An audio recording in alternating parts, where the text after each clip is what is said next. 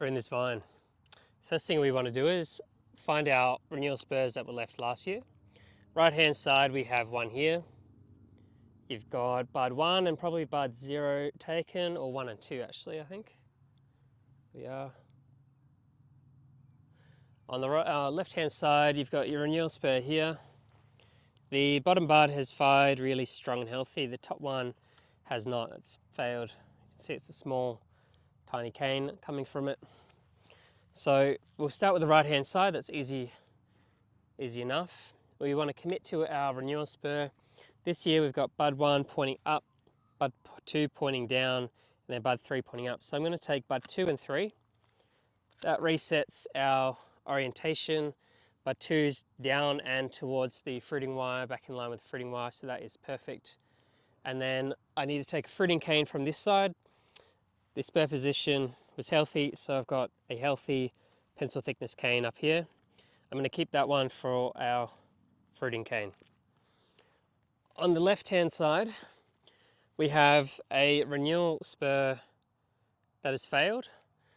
The bottom one has done well though, so I'm going to take that and continue the branching off this limb for next year. So I'm going to take bud 1 in there and bud 2. That becomes our new renewal spur. And then I need to get a fruiting cane from this side, but unfortunately all I've got is water shoots.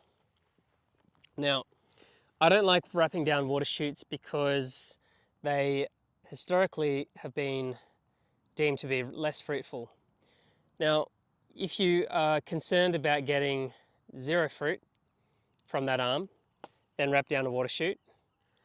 But because this spur has failed and we've had no cane wrap down last year, I would much prefer to have one spur that is healthy, firing on that side to secure the structure on that side, then try and chase a water shoot down onto the wire and potentially jeopardize that fruiting spur again, renewal spur. So I'm going to leave one spur position, remove all the water shoots, and then the other side I'll do the same. As you can see, down lower on the trunk in the sap flow line, I've got this tiny little water shoot coming out. That's not a bad renewal position to form up. That is a bit lower than this old arm. So I'm going to leave that as a one bud. We'll leave that as a little crown cut, and there's a little basil bud in there. If that shoots hard this year, we might actually start branching out from down below and start removing this old arm off the crown. I'm going to pause the video and then we'll review the cuts. All right, I've made the cuts. Left hand side, as you can see, I've got the renewal spur. It's healthy, bud orientation is correct, back in line with the fruiting wire. I've removed all of the water shoots and the dried wood from here. I've done a safe return cut on the stub of wood that was part of the last year's renewal spur. And then I've left the little crown cut down here with the basil bud attached to allow that to potentially become a new fruiting cane and renewal spur option to start removing this old limb. On the right hand side, we've got our renewal spur branching off last year's renewal spur, and from there we've got correct bud orientation again, bottom bud pointing down, second bud pointing up. This one in here will get suppressed by the top bud, as we know, and then I've got a fruiting cane wrapped down. I've tried to remove all the dried wood that I can to try and smooth out the trunk, allow that vine to swell up around itself a lot easier when there is no big chunks limiting it.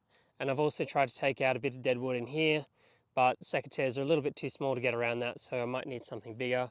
And then the return cut from last year's fruiting cane, I've left a stub of wood for it to dry back nicely, and then next year I'll remove that one. So there we go, starting to look cleaner. One cane down, 2 fruiting spurs, structure reset.